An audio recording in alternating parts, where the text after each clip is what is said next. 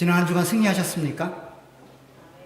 네, 지난 주간에 축도에 관한 이야기로 하나님께서 어떻게 여러분들을 한 주간 인도하실 것이다 라고 하는 약속의 말씀을 함께 나누었는데, 오늘 또 아침에 시작하면서 그 축복된 축도를 통하여 그 하나님의 인도하심과 약속하심이 얼마나 신실하셨다라고 하는 것들을 경험하는 시간이 되시기를 주의 이름으로 부탁을 드립니다. 저희들은 지금 예배에 관하여 함께 생각해 보고 있습니다. 하나님께 나아가는 우리의 예배의 자세, 하나님께 드리는 우리의 예배의 모습, 그러한 내용들을 언약적 관점에서 다시 한번 점검하고 하나님의 말씀에 입각하여 올바르고 하나님이 받으심직한 그런 예배를 드리자라고 생각하여 함께 말씀을 나누고 있습니다. 이 말씀은 언약적 관점에서 볼 때는 위대하신 하나님과 피조물인 인간이 만나는 엄청난 만남입니다. 지극히 높으신 하나님께서 한없이 낮아지는 그런 모습으로 우리에게 내려오셨고, 낮고 천한 인간을 한없이 격상시키셔서 우리가 하나님을 만나는 그런 영광스러운 만남이 우리가 드리는 예배다라고 말씀드렸습니다. 그래서 이 예배는 어느 한쪽만 일방적으로 행해지는 것이 아니라 하나님의 은혜를 우리가 받고 또 받은 우리가 하나님께 또 반응하며 그렇게 살아있는 역동적인 그런 생명력 있는 예배가 되어야 된다라고 말씀을 드렸습니다. 지난 2주간 동안에는 하나님께서 예배하는 예배자들에게 은혜를 베푸시는 방편으로 하나님 말씀을 전달하는 설교와 또 예배가 시작되고 끝날 때 선포되어지는 축도에 관한 이야기로 하나님 쪽에서 낮고 천한 인간 쪽으로 내려오시는 은혜의 방편들을 함께 묵상해 보았습니다. 하나님은 설교자의 입을 통하여 하나님이 말씀하시고자 하는 하나님의 말씀을 전달한다라고 말씀을 하셨습니다. 인간의 말이 아니라 하나님의 말로 설교자의 말씀을 듣게 된다면 말씀하신 하나님께서 그 말씀하신 대로 우리 성도들에게 동일하게 역사해 주실 것이다라는 그런 소망의 말씀을 우리 가운데 허락해 주셨습니다. 더 나아가서 그 예배가 끝날 때에 하나님의 승리를 약속하시는 축도의 모습을 통하여 친히 앞서 나가며 우리가 가야 할 인생길 위에 하나님이 친히 싸워나가 승리를 허락해 주실 것이다라고 하는 약속의 모습으로 축도가 우리 가운데 허락되어지고, 이와 같은 약속은 다시금 다음 주일날 첫 부분에 드려지는 축도를 통하여 하나님이 얼마큼 신실하게 우리의 삶을 한 주간 지키시고 인도해 오셨는지를 확인하는 시간이 된다라고 말씀을 드렸습니다. 그렇게 하나님은 우리에게 말씀하시고, 그렇게 하나님은 우리에게 약속해 주시고, 그렇게 하나님은 우리 가운데 실제적으로 동행하시며 그 약속을 성취하셨습니다. 그 결과가 여러분들이 지금 이 자리에 있는 겁니다. 여러분들이 지금 이 자리에 있는 것이 하나님이 얼만큼 신실했는가를 보여주는 말씀입니다. 하나님이 얼만큼 여러분들을 위해서 싸우셨는가를 확인시키는 작업입니다. 그래서 주일날 예배는 굉장히 우리 가운데 영광스러운 자리이고 하나님의 역사하심을 가장 피부로 확인할 수 있는 가장 소중한 시간이다라고 말씀을 드렸어요. 그래서 어떤 일이 있어도 주일날 예배에는 반드시 참석을 하셔야 됩니다. 아무리 힘들고 바빠도 주일날 예배만큼은 반드시 여러분들이 지키시고 예배드리는 모습으로 그렇게 나타나시기를 간절히 축원합니다. 오늘은 또다시 인간 쪽에서 하나님께 나아가는 그런 내용을 함께 다루도록 하겠습니다. 특별히 헌금에 관한 이야기를 여러분들과 함께 나누도록 하겠습니다. 사실 지난 예배를 처음 시작할 때, 예배에 관하여 처음으로 말씀을 전할 때, 그때가 벌써 6주 전이었는데요. 그날 여러분들 다 기억하는 것처럼 눈이 굉장히 많이 왔습니다. 얼음이 얼어서 많은 분들이 못 오셨어요. 그래서 그때 나누어졌던 그 헌금에 관한 계략적인 얘기들을 잘 모르실 수 있을 것 같아서 아마 이번 기회를 통하여 그 내용을 잠깐 정리하고, 헌금을 통하여 하나님 우리 가운데 목적하고 있는 내용들이 무엇인지를, 특별히 예배 중에 헌금을 요구하시는 하나님의 목적하심이 무엇인지를 바로 알아서 하나님께 온전히 드리는 예배자의 모습으로 그렇게 세워지기를 부탁을 드립니다. 헌금을 우리가 감당할 때 오해하는 몇 가지가 있습니다. 그 몇 가지 중에 가장 중요한 것은 헌금을 기부라고 생각한다는 거예요. 헌금과 기부는 똑같이 돈을 드리는 행위입니다. 똑같이 돈을 내는 행위입니다. 그런데 어떤 것은 헌금이 되고 어떤 것은 기부가 됩니다. 무엇이 근거일까요? 어떻게 돈을 드리면 그것은 헌금이 되고 또 어떻게 드리면 그것은 기부가 될까요? 지난번에 말씀드렸듯이 소유권에 대한 인식입니다. 내가 내 돈을 드리면 그것은 기부입니다. 하나님의 것을 내가 하나님께 돌려드린다라고 생각하면 그것은 헌금이죠. 똑같은 양에 똑같은 방식으로 그렇게 하나님께 돈을 내지만 어떤 내용은 기부가 되고 어떤 내용은 헌금이 될 수 있는데 그것은 바로 그 돈에 대한 주권, 그 돈에 대한 소유권이 누구에게 있는가라고 하는 그 드리는 자의 마음에 따라서 달라진다는 거예요. 내가 벌어서 내 돈을 내가 하나님께 드린다라고 생각하면 그것은 기부입니다. 그러나 하나님이 나에게 허락된 모든 내용을 통하여 하나님의 것을 내가 받았고 그 받은 것이 하나님의 것입니다라고 고백하는 내용을 담아 그렇게 하나님께 돌려드린다라고 생각하면 그것은 헌금이 됩니다. 이런 의미에서 헌금은 단순한 돈의 의미를 뛰어넘습니다. 헌금은 우리가 가지고 있는 모든 삶의 전 영역을 포함합니다. 돈이라는 그 매개체 안에 우리가 가지고 있는, 우리가 누리고 있는, 우리가 만들어낸, 우리가 경험한 그 어떤 것도 제외될 수 없이 하나님으로부터 주어진 하나님의 것입니다라는 고백과 함께 드려져야 됩니다. 내가 만들었다고 생각하고 내가 노력해서 얻은 것이라고 생각하지만 그것이 내 것이다라고 주장하게 되면 그때부터는 헌금이 아니라 기부가 됩니다. 하나님은 기부를 원치 않으십니다. 하나님은 헌금을 원하십니다. 여러분들의 기부를 원치 않으십니다. 여러분들의 헌금을 원하십니다. 다른 말로 하면 하나님의 주권 되심이 여러분들의 인생 가운데 나타나길 원하십니다. 하나님의 하나님 되심이 여러분들의 인생 가운데 가장 중요하게 자리 잡기를 원하십니다. 여러분들의 생명도 하나님의 것이고 여러분들의 능력도 하나님의 것이고 여러분들이 만들어낸 그 어떤 것들도 하나님이 부여하신 하나님의 것이라고 하는 고백이 여러분들에게 있기를 원하여 헌금이라는 툴을 이용하여 그것을 예배 시간에 우리 가운데 허락해 주는 겁니다. 그와 같은 헌신과 그와 같은 고백이 헌금하는 여러분 모두에게 있기를 간절히 축원합니다. 이것이 첫 번째 오해입니다. 헌금은 헌금이지 기부가 아닙니다. 두 번째 오해는 헌금을 투자라고 생각하는 분들이 있다는 거예요. 헌금과 투자는 똑같이 돈을 드리는 행위지만 전혀 다른 내용입니다. 무엇이 가장 큰 근거가 될까요? 어떻게 드리면 그것이 헌금이 되고 어떻게 드리면 그것이 투자가 될까요? 다 알고 계시죠? 알고 계신데 표현을 안 하실 뿐이죠. 그 헌금을 드리면서 나의 마음이 미래를 향하고 있느냐 아니면 과거를 향하고 있느냐예요. 미래에 주어질 어떤 내용들을 마음에 염두에 두고 헌금을 드리기 시작하면 그것은 투자입니다. 그러나 과거에 이루신 하나님의 은혜를 묵상하고 그 은혜에 감사하여 그렇게 헌금을 드리기 시작하면 그것은 헌금이 됩니다. 헌금의 원래 목적은 받은 은혜를 하나님께 표현하는 겁니다. 받은 은혜를 생각하고 그 받은 은혜에 대해 감사하여 하나님께 그 받은 은혜에 대해서 반응하는 것이 헌금입니다. 그런데 투자가 되면 이런 겁니다. 내가 1억 바치겠으니 하나님 이번 진급시험 통과시켜 주십시오.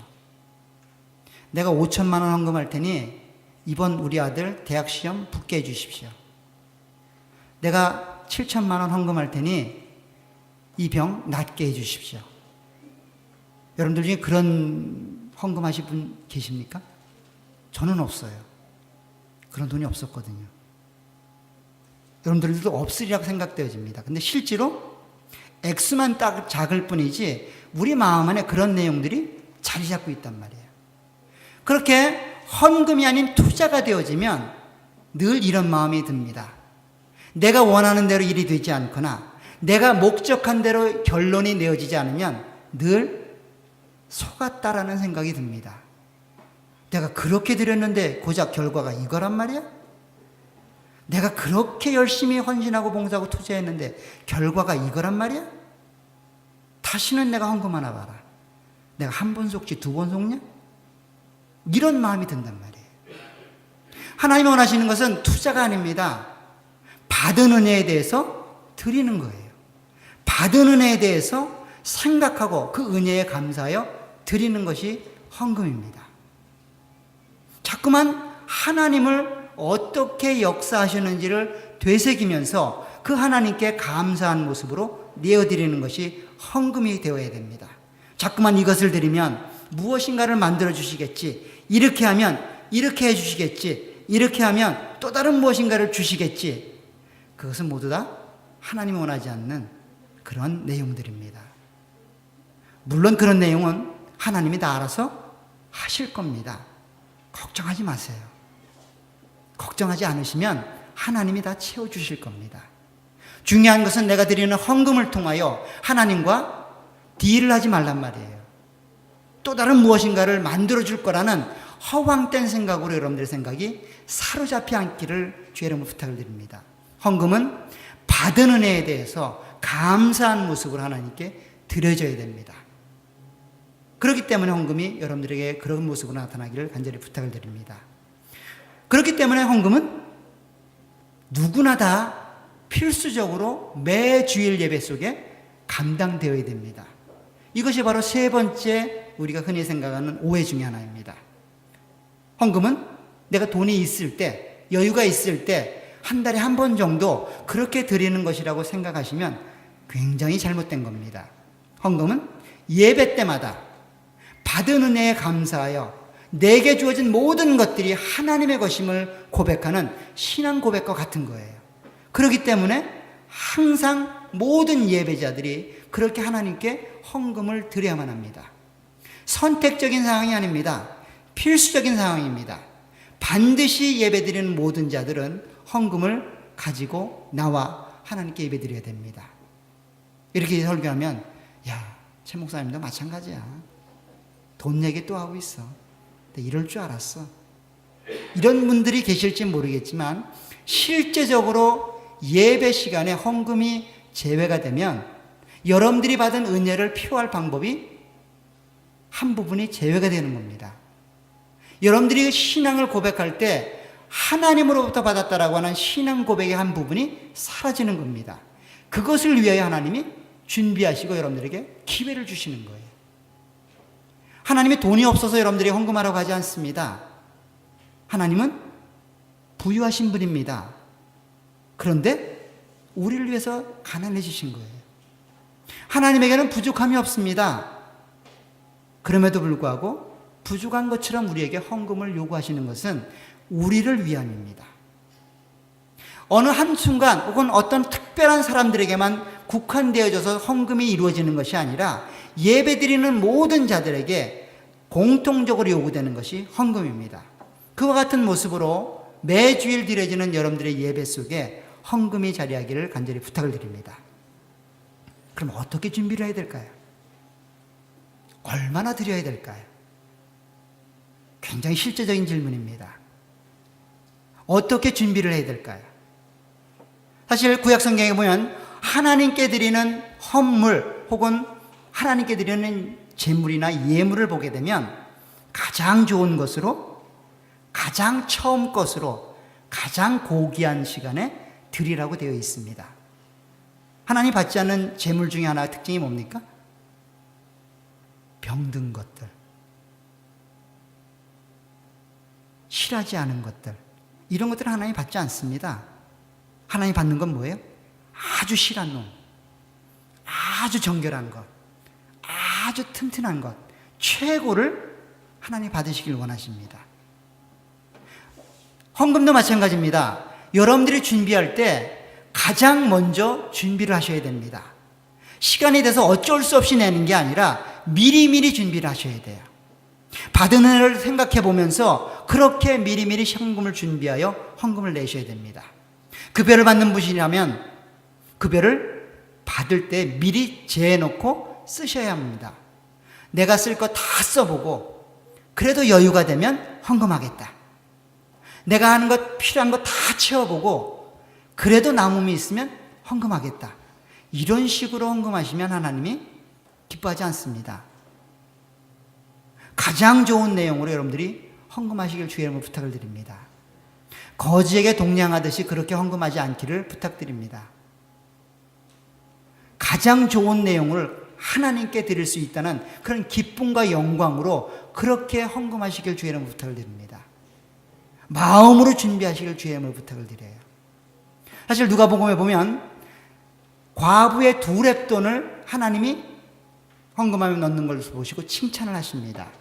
부자도 돈을 넣었고 과부도 2렙돈을 넣었습니다. 이 2렙돈의 양이 얼마쯤 될까 환산해 보니까 1,000원쯤 된답니다. 오늘날로 말하면 달러예요. 달러를 넣는 거예요. 그런데 하나님이 2달란트 넣은 부자들보다 훨씬 더 많이 넣었다고 합니다. 2달란트는 환산할 수 없을 정도의 금액입니다. 예수님이 말하는 헌금의 의미는 양에 있지 않습니다. 그 사람의 마음에 있는 거죠. 마음에. 물론 마음이 있으면 많이 내는 것이 현실입니다. 그렇지만 액수로 그 삶을 혹은 그 헌금을 평가할 수 없다는 거예요. 준비한 마음으로 진실되게 하나님께 자기의 감사를 표현하는 마음으로 그렇게 드렸다면 사실 그것은 액수와는 상관없이 하나님이 받으신다는 거예요. 근데 우리는 그렇죠. 봉투가 두둑하면 뻥 뚫어진 저런 접시에 내기를 원하고 봉투가 납작하면 안 보이는 이런 주머니 바구니가 돌기를 원하고 여러분들 얘기 아닙니다. 한국에서 실제로 그렇거든요. 그런 모습으로 헌금되어지는 모습을 생각할 수도 있습니다. 근데 정말 중요한 건 뭡니까? 마음이라는 거예요. 내가 무엇 때문에 헌금하고 있고 어떤 마음으로 이 헌금이 준비되었고 어떤 마음으로 이 헌금을 드리고 있는가. 처음부터 오해됐던 모든 내용이 다 제거되어지고 하나님께서 돌려드린다라는 신앙과 함께 마음을 담아서 그렇게 하나님께 드린다면 그 헌금은 하나님이 기뻐하시는 그러한 내용일 겁니다. 그래도 실제적으로 얼마 정도 드리는 게 가장 이상적입니까? 라고 하는 질문들이 많은 분들에게 있습니다. 얼마를 하면 이상적일까요? 이런 의미에서 많은 학자들이나 많은 목사님들은 이야기하기를 11조 정도면 될 것이다 라고 생각합니다. 왜냐하면 구약성경에 11조에 관한 이야기가 등장을 하기 때문입니다. 사실 12조는 실천적인 의미에서 드리는 것이 의무적인 11조를 말하는 것은 아닙니다.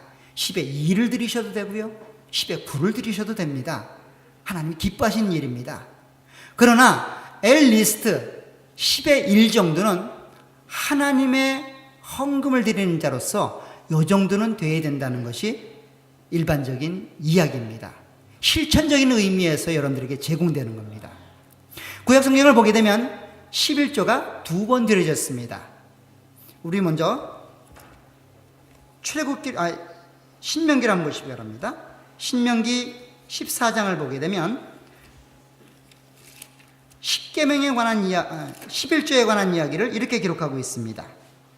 신명기 14장 1절에 보면 22절에 보면 너는 마땅히 매년 토지소산에 11조를 드릴 것이며 라고 말합니다. 11조를 드리라고 이야기합니다. 그런데 이 11조가 3년에 한 번에는 10의 2조를 드리라고 이야기합니다. 그것이 28절에 등장합니다. 28절에 보세요. 매 3년 끝에 그 해 소산의 10분의 1을 다 내어 내 성읍에 저축하라고 이야기합니다. 결국 매년 11조를 내고 3년째마다는 10의 2조를 내라는 거예요. 매년 드리는 11조는 레위인들과 성전에서 일어나는 많은 일들을 감당하기 위하여 사용되고, 그 3년에 한 번씩 드려지는 그 11조는 고아와 과부와 객, 쉬운 말로 하면 기업이 없는 자들이 그것을 통하여 이스라엘 공동체 안에서 정상적인 삶을 누려가도록 그렇게 활용할 것을 이야기합니다. 다시 한번 보시기 바랍니다. 29절 바랍니다. 너희 중에 분깃이나 기업이 없는 레위인과 내 성중에 거류하는 객과 및 고아와 과부들이 와서 먹고 배부르게 하라.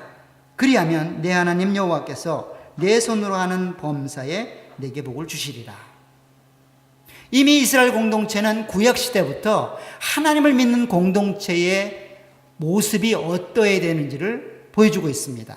즉 하나님을 믿는다고 하면 그 안에 경제적인 차등으로 인하여 어려움을 겪는 사람은 없어야 된다는 겁니다. 여기서 말하는 어려움은 단순히 물질적인 어려움이 아닙니다. 하나님을 믿고 따라가고 하나님을 섬기는 데 있어서 물질이 장애가 되지 않는다는 의미예요. 하나님의 은혜를 내리고 받고 있고 하나님의 사랑을 경험하고 있는 이 공동체에 속한 모든 자들이 나도 하나님의 은혜가 주어지고 있구나라고 하는 것들을 느끼게 하기 위하여 그와 같은 11조를 3년에 한 번씩 더 거두라는 거예요. 사실 이런 내용은 이미 신약 성경에 오면서 헌금을 드리는 그 목적과 이유에 대해서 그대로 표현되고 있습니다. 오늘 읽었던 고린도후서를 보게 되면 사도 바울은 마게도냐 교회의 연보, 헌금에 관한 이야기를 고린도 교회에 소개하면서 헌금을 하게 한 하나님의 목적과 이유를 이렇게 밝힙니다. 13절에 보시면 이럽니다. 이는 다른 사람들은 평안하게 하고 너희는 곤고하게 하려는 것이 아니요 균등하게 하려 함이니 이제 너희의 넉넉한 것으로 그들의 부족한 것을 보충함은 후에 그들의 넉넉한 것으로 너희의 부족한 것을 보충하여 균등하게 하려 함이라. 헌금을 하게 되는 근본적인 목적과 이유는 무엇인가 하면 균등하게 한다는 거예요. 평균케 한다는 거예요. 교회 안의 성도들이 헌금을 통하여 동일한 은혜를 경험하고 있다는 걸 깨닫게 한다는 거예요. 그것을 물질이라는 형태를 통하여 우리 가운데 소개하고 있는 겁니다. 평균케 한다는 말은 뭐예요? 똑같이 받고 있다는 것들을 느끼게 한다는 거예요. 많이 받은 자나 적게 받은 자나 동일하게 하나님 안에서 공통적으로 은혜를 받고 있다는 것들을 느끼게 하기 위하여 균등하게 만들게 하기 위하여 연부를 하라는 겁니다. 헌금을 하라는 거예요. 이런 내용을 사도 바울은 이야기하면서 구약 성경의 이 내용 등을 한 번 더 인용합니다. 15절에 보면 이렇게 말합니다. 기록된 것 같이 많이 거둔 자도 남지 아니하였고 적게 거둔 자도 모자라지 아니하였느니라.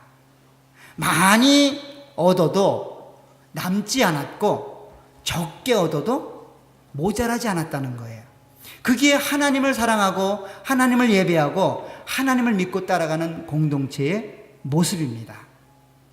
그 공동체 안에 속한 모든 자들은 그와 같은 마음을 갖게 되어야 된다는 거예요. 갖게 되어야 된다는 거예요. 여기 말하니 많이 거둔 자도 남지 아니하고 적게 거둔 자도 모자라지 아니했다라는 말은 출애굽할 때에 이스라엘 백성들이 경험했던 내용입니다.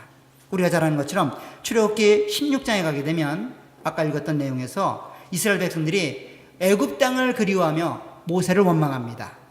애굽 땅에 있을 때에는 고기도 먹고 떡도 먹었는데 이 광야에는 먹을 게 별로 없다는 겁니다. 그래서 불평하는 그 이스라엘 백성들을 향하여 하나님이 그래 고기가 먹고 싶어? 저녁 때마다 메추라기를 보내줍니다. 떡이 먹고 싶어? 아침마다 만나를 보내주십니다. 그런데 하나님이 이야기하십니다. 먹을 만큼만 거두어 드려라. 필요한 만큼만 거두어 드려라.